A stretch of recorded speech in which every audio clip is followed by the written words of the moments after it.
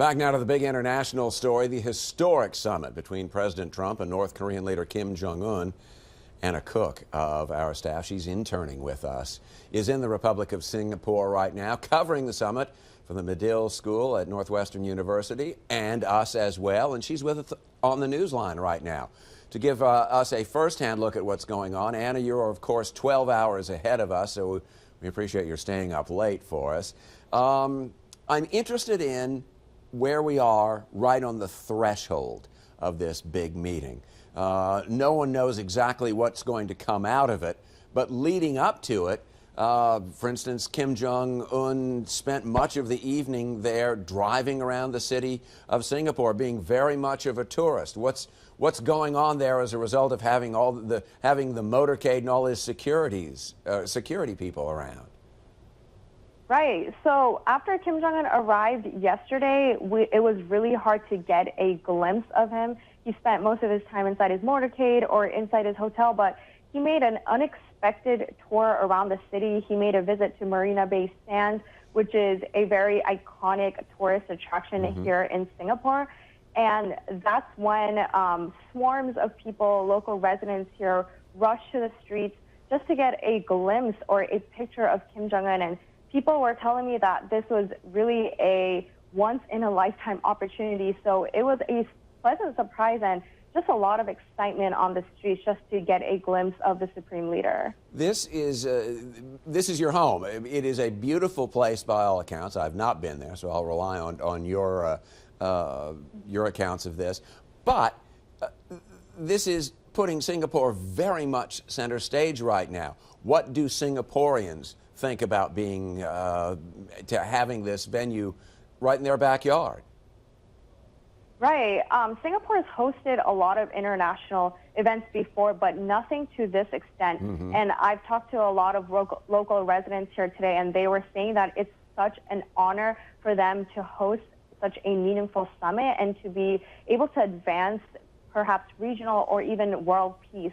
And there's so much excitement here that I even visited a local restaurant here today that featured a themed Trump Kim burger. So there's just a lot of excitement going on here, and Singaporeans are really happy to be the host country of this meeting. The word from the U.S. delegation was the president thinks things are moving maybe even faster than he had anticipated, and so he sees this as a one-day deal. They're going to have their meeting tomorrow, 9 a.m. there, 9 p.m. here tonight, and then he's going to get on a plane and fly back. How is that viewed among the reporters there? Is that a surprise? Did they think that this is a good thing or a bad thing? I think the reporters were taken a little bit by surprise and confusion as well. There's just been a lot of back and forth about when Kim Jong-un and President Trump would leave, and I think reporters were hoping that this would go maybe another day. There has been very, very limited access to both Kim Jong-un and President Trump. So, yeah, it's taken us by surprise, and there is more than 3,000 reporters here from all over the world. And literally, because this is such a small city, there's just reporters and journalists at every corner of the streets in Singapore here. I'm sure that is the case. And Anna Cook is our woman in Singapore for us right now. We do appreciate it, Anna, and we will talk. Thanks very much. Thank you.